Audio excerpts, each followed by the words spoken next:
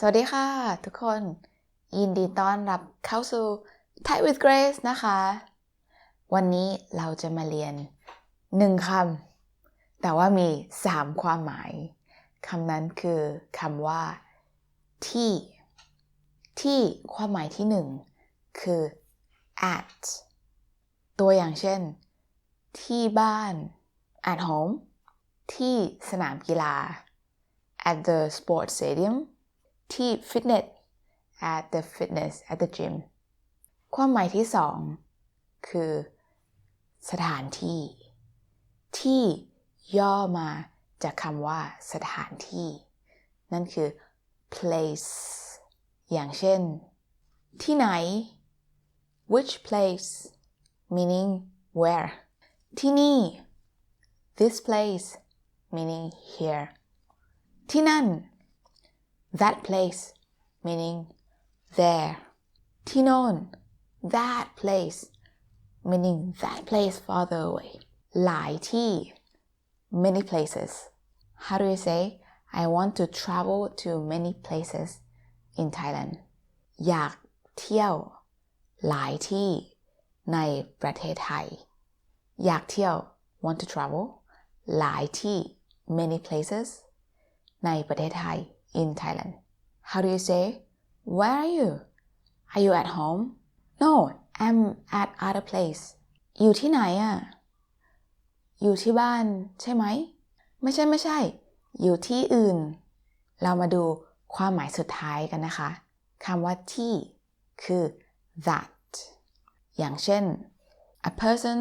that I like ภาษาไทยคือคนที่ฉันชอบหรือว่าคนที่ผมชอบถ้าเป็น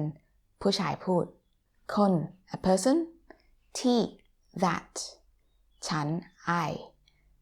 ชอบ is like มาดูตัวอย่างเพิ่มเติมกันนะคะ things that I like ภาษาไทยพูดยังไงคะ things คือสิ่งที่ฉันชอบมันไม่ใช่ that thing นะคะถ้าอยากพูดคำว่า that thing ภาษาไทยไม่ใช้ที่นะคะภาษาไทยใช้คำว่านั้นสิ่งนั้น that thing คนนั้น that person with your finger pointing that person ตัวอย่างเช่น the thing that I like is that thing สิ่งที่ฉันชอบคือสิ่งนั้นตัวอย่างถัดไป the day that it rains วันที่ฝนตก a dog that I used to have an animal or to raise an animal or person ภาษาไทยคือเลี้ยงหมาที่ฉันเคยเลี้ยง the language that I want to learn ภาษาที่ฉันอยากเรียนในตัวอย่างทุกตัวอย่างนี้เราใส่ข้อมูลเพิ่มได้นะคะอาจจะใส่ข้างหน้าประโยคหรือว่าข้างหลังประโยคก็ได้ตัวอย่างเช่น the person that I love doesn't love me คนที่ฉันรักไม่รักฉัน there's nothing that I like ไม่มีสิ่งที่ฉันชอบ I don't like the day that rains ไม่ชอบวันที่ฝนตก The dog that I used to raise or have is the species Shih Tzu. A breed of a dog or animals is พันธุ์ Shih Tzu breed พันธุ์ Shih Tzu หมาที่ฉันเคยเลี้ยงคือพันธุ์ Shih Tzu. The language that I want to learn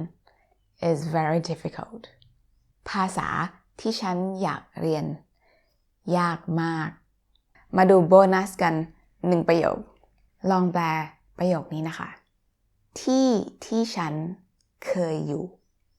ภาษาอังกฤษคืออะไรคะ The place that I used to live ที่ place ที่ that ฉันเคยอยู่ I used to live ถ้ามีใครอยากจะฝึกเพิ่มเติมลองเข้ามาดูในเพจของน้อง Grace นะคะ Grace จะมี